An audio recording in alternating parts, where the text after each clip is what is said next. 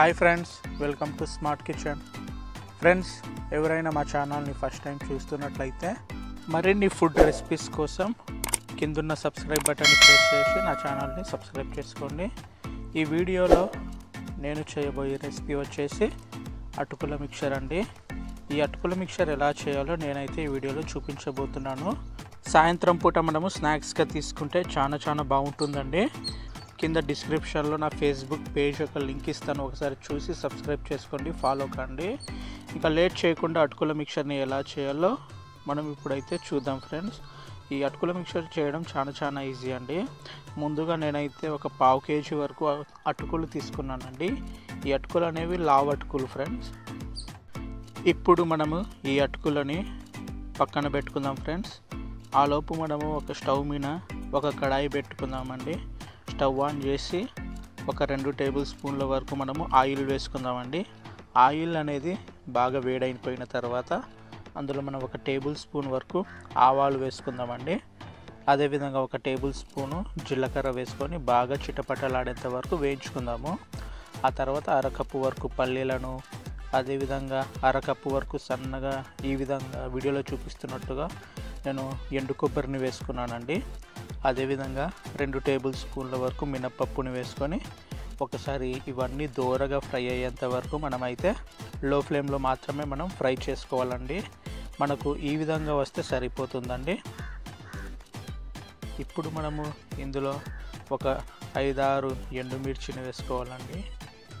అదేవిధంగా ఒక 20 వరకు మనము వెల్లుల్లిని వేసుకొని ఒకసారి మనము కలుపుకోవాలండి. ఈ ఎండుమిర్చి అదేవిధంగా వెల్లుల్లి బాగా దోరగా ఫ్రై అయ్యేంత వరకు మనము లో ఫ్లేమ్లో మాత్రమే మనం ఫ్రై చేసుకోవాలండి. అదేవిధంగా 1/2 కప్పు వరకు కరివేపాకుని వేసుకొని మనం ఒకసారి కలుపుకోవాలి. ఈ విధంగా మనము కలుపుకున్న తర్వాత ఇప్పుడు మనం ఇందులో 1 టేబుల్ స్పూన్ వరకు పసుపుని, అదేవిధంగా 2 టేబుల్ స్పూన్ల వరకు కారం పొడిని, అదేవిధంగా 1 టేబుల్ స్పూన్ ధనియాల పొడిని, అదేవిధంగా 1 టేబుల్ స్పూన్ గరం మసాలాని వేసుకొని రుచికి తగినంత ఉప్పుని వేసుకొని ఇప్పుడు ఈ మసాలాలన్నీ బాగా కలిసేటట్లు మనం కలుపుకుందామండి. వీడియోలో చూపిస్తున్నట్టుగా ఈ విధంగా కలుపుకుంటే సరిపోతుందండి.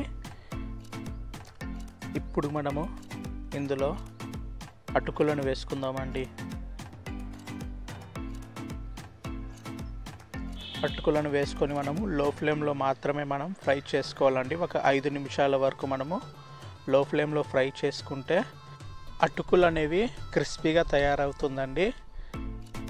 ఈ విధంగా మనము లో ఫ్లేమ్లో మాత్రమే కలుపుకుంటూ ఫ్రై చేసుకోవాలండి.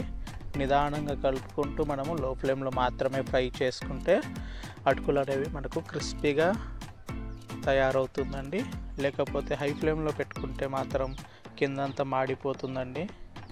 అందుకని లో ఫ్లేమ్లో మాత్రమే మనం అటుకులు క్రిస్పీగా అయ్యేంత వరకు ఈ విధంగా ఫ్రై చేసుకోవాలండి. ఇప్పుడు ఇందులో 1 కప్పు వరకు మిక్చర్ని తీసుకున్నానండి. ఈ మిక్చర్ అనేది పూర్తిగా ఆప్షనల్ ఫ్రెండ్స్. మీకు నచ్చితే వేసుకోండి, లేకపోతే స్కిప్ చేసేయండి. ఈ మిక్చర్ వేసుకొని మనము బాగా ఫ్రై చేసుకోవాలండి. చాలా బాగుంటుందండి. ఈ విధంగా మనకు ఫ్రై అయితే సరిపోతుంది ఫ్రెండ్స్. మనకు క్రంచీగా వచ్చేంత వరకు మనకు ఫ్రై చేసుకోవాలండి. మనము ఈ విధంగా వస్తే సరిపోతుందండి. ఇప్పుడు ఒక బౌల్లో సర్వ్ చేసుకుందామండి. చాలా బాగుంటుంది ఫ్రెండ్స్. చిన్నపిల్లలు చాలా ఇష్టంగా ఈ రెసిపీని తింటారండి. అటుకుల మిక్చర్ని సాయంత్రం పూట వాళ్ళకి ఇస్తే చాలా బాగా వాళ్ళు తినేస్తారు, అస్సలు వదలరు. మీరు కూడా రెసిపీని ట్రై చేయండి. ఈ వీడియో మీకు నచ్చితే లైక్ చేయండి, షేర్ చేయండి. మరిన్ని ఫుడ్ రెసిపీస్ కోసం నా ఛానల్ని సబ్స్క్రైబ్ చేసుకోండి. కింద డిస్క్రిప్షన్లో నా ఫేస్బుక్ పేజ్ లింక్ ఇస్తాను ఫ్రెండ్స్, ఒకసారి మీరు చూసి ఫాలో కండి. అదేవిధంగా ఈ వీడియోని చివరి వరకు చూసినందుకు థ్యాంక్ యూ ఫ్రెండ్స్. నెక్స్ట్ వీడియోలో కలుద్దాం.